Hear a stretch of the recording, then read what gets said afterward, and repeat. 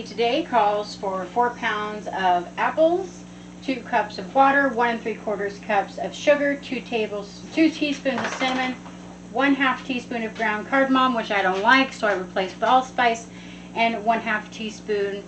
And I also add 1/2 teaspoon, or I'm sorry, 1/4 teaspoon of cloves because I like it. Cloves are good. And then I always add about 2 tablespoons of vanilla. Gives it a lovely flavor. Now the first step to doing this is going to be put your 2 cups of water in the pan. Put your apples in there. Okay. And we're going to soften the apples up. Alright, we're going to start it over a medium-high heat, and then we're going to move it more towards a medium heat once it gets going, because we want to simmer this until the apples are soft. So, speaking of soft, not soft, let's talk about apples to choose. What type of apple do you use to make apple butter? You're going to choose the softest apples you can. I use Fuji and Yellow Delicious apples. I went and got these apples. We went and picked them off the tree today at an orchard outside of this little small town I grew up in. And these are Fuji. They didn't have any Yellow Delicious, which is what my favorite is. They didn't have any Yellow Delicious ready to go, so we just chose the Fuji. You're looking for, you know, good medium-sized apples. But either way, it doesn't matter because you're going to weigh those out on a scale anyway. Get as close as you can to 4 pounds, not under. If you got to do something, always go over a little bit because you're going to core them and you're going to peel them, and which means you're going to lose some fruit there. So you definitely want to do that. So, like a lot of my other videos, this one is going to be a lot of, you know, a little bit of talking and a lot of speeding up. There is a little bit, this is a little bit more complicated recipe, and it's a little touchy. Once we've softened up these apples, we actually need to put them in a food processor with the water and puree all of it. Okay, then we put it back in this pan, and we have to cook it, and you cannot overcook it. If you overcook it, it is going to be so gross and gummy and nasty, just gross. No, you don't want to do that. Anyway, so yeah. That's how we do. We'll I'll be keeping an eye on these. We're just gonna, get them up to a simmer, cook them until they are soft, and we want all of them to be soft, because once we do the whole pureeing thing, if they're not soft enough, it's just really gonna cause a problem, because they won't cook out. They won't be soft enough to make apple butter. Because as you know, the texture of apple butter is very smooth, okay? So you don't want to overdo it, you don't want to underdo it. So it is a touchy recipe, but I'll go ahead and let you guys listen to some music and watch me do nothing.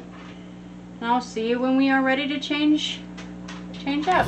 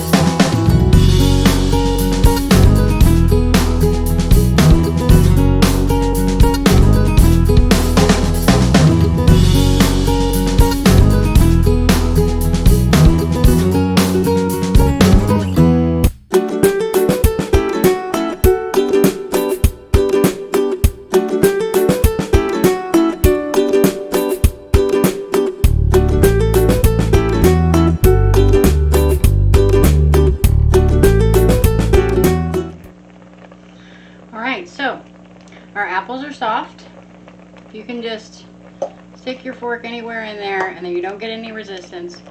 Your apples are soft. Okay?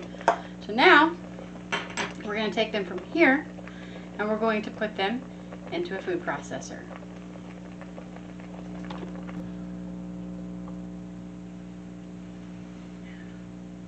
Well, we've got it into the food processor. I may have overfilled my Ninja a little far. We're going to put the lid on and hope it doesn't spray everywhere because, you know. And we're just going to puree this.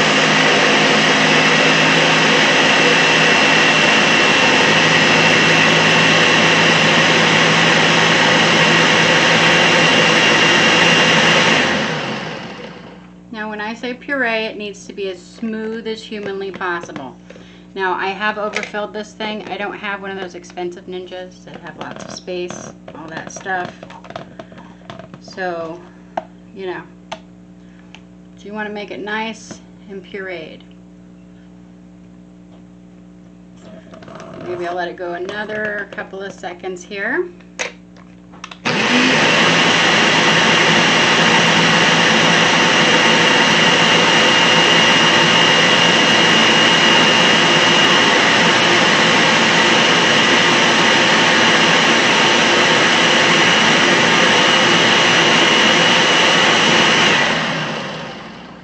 We just want to make sure it's nice and smooth.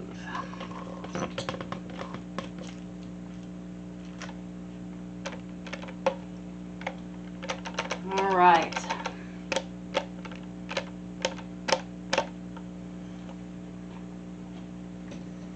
So,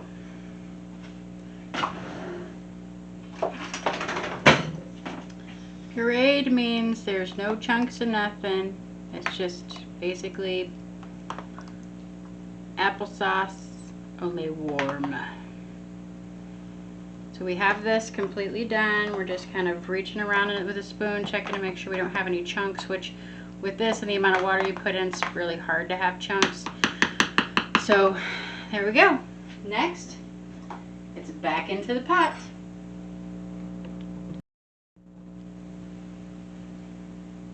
So here we are. This is where it gets fun. We're going to turn our heat up to medium. We're going to add our sugar, our vanilla, our cinnamon, our allspice, our teeny tiny bit of clove. We're going to mix this all up till it's nice and pretty. And then from here, it becomes one of my other videos. Now, if I can't say it enough, this is not something you want to just leave, okay? When this starts cooking down, you really want to pay attention, because as soon as it mounds up on a spoon like it's applesauce, okay, that's when it's time to take it off there. You don't want it to get any farther gone than that, okay? Oh God, it smells so good. Anyway, so yeah. See, this is the kind of stuff that's the reason why I am an overweight individual. Learning how to cook. I learned how to cook. I'm good at it. At least I think I am. Nobody's died yet, you know. And now I'm chubby. So from here, it's just a lot of stirring and waiting. So I will be back with you soon.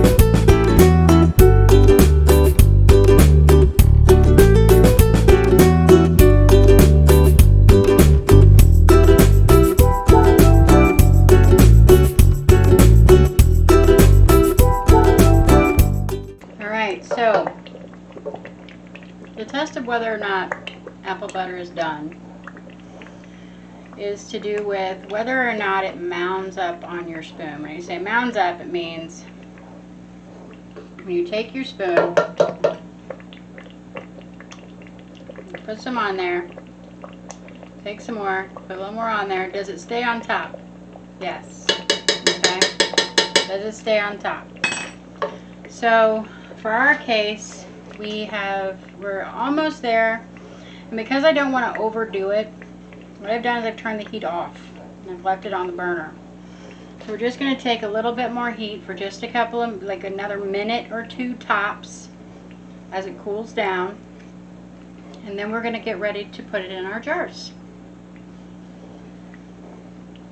It's really important that you not overdo apple butter because it will be so gross. It's like overdoing strawberry jam.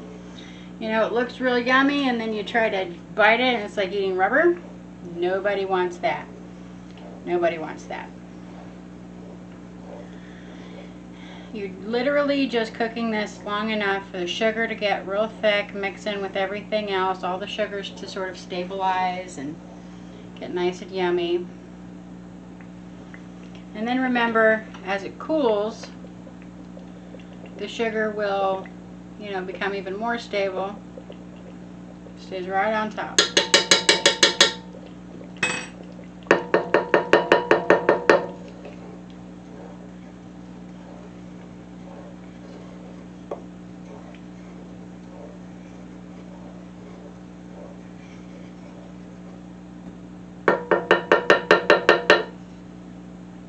So I'm just going to let it sit on the heat for just a little bit longer while the burner cools down. You can usually tell that it's done when it starts splashing everywhere and spitting everywhere, as it is doing now. It's because it's so thick that, you know, the air pops through it pretty hardcore.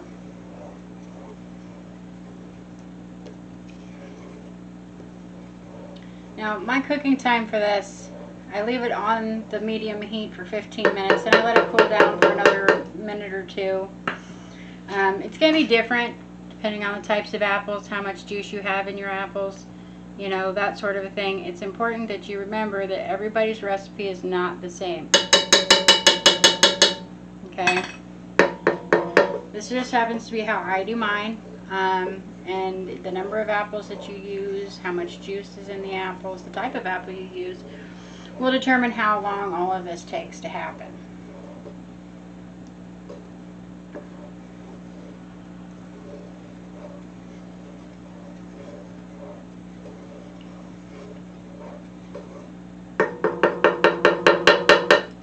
So next, we will move on to putting our apple butter in jars.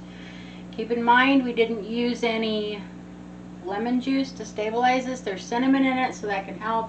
This is not going to be something that once you can it, you should probably leave on the shelf for 18 months. You might want to eat it within the first 3 to 6 months.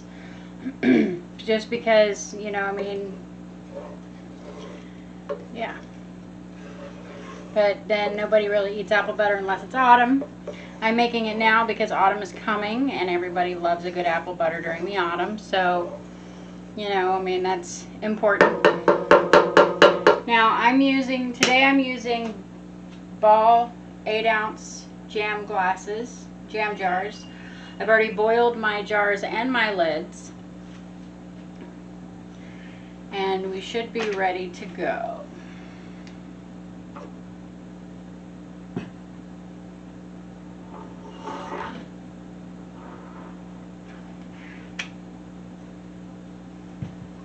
Alright, so as always, the moment that you boil these jars and lids, do not touch the rims, do not touch the insides, do not touch anything. Just don't touch it.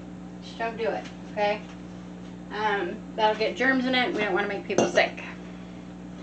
Always remember that doing this sort of thing is a constant job of washing your hands.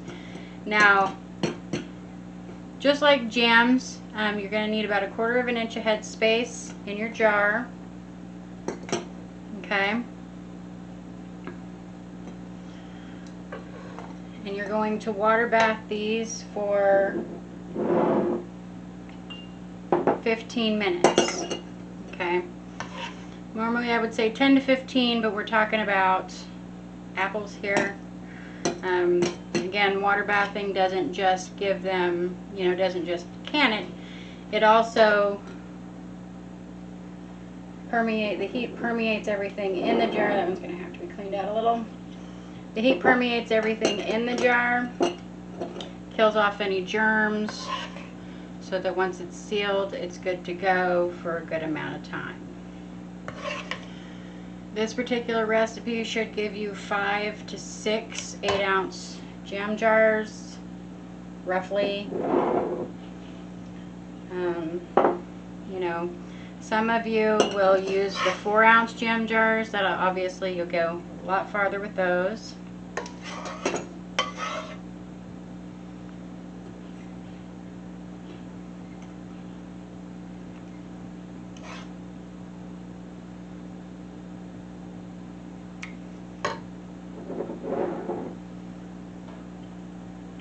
We're going to get 5 out of this one.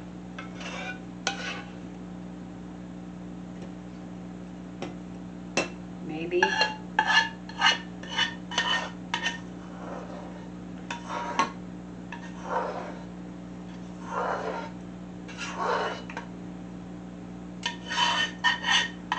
Or maybe not. Who knows?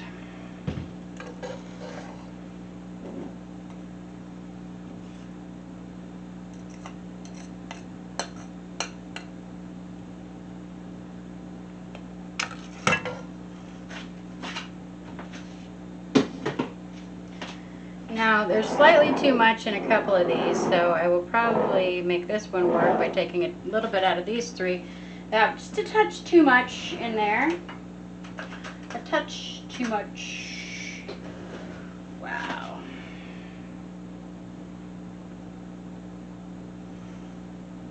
Until I'm just punchy as all get out these days. This is one of those times of the year when I spend a lot of time making jams and jellies and every other dang thing under the sun. And so yeah.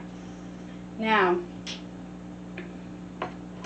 we'll take our already boiled lids, pop those on there. Remembering that when you put hot things in a jar, it does make your jar hot. Okay? So if you have any sense, don't be like me. Don't touch the jar when it's hot. Okay? And as always, finger tight.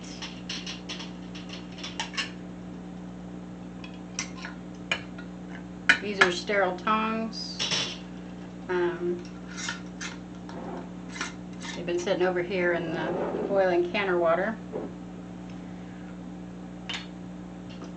Now you don't have to sterilize your rings because your rings don't touch the inside of the jar at all.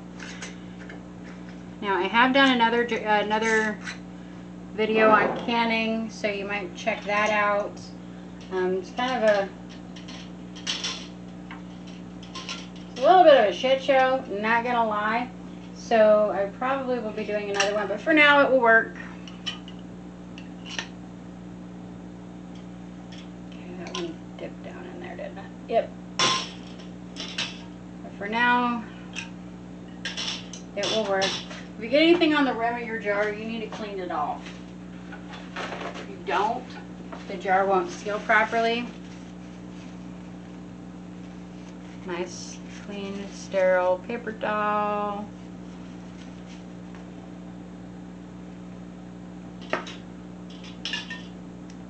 Sterile lid.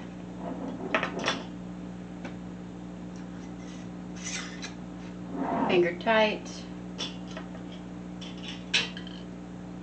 Sterile lid. Finger tight.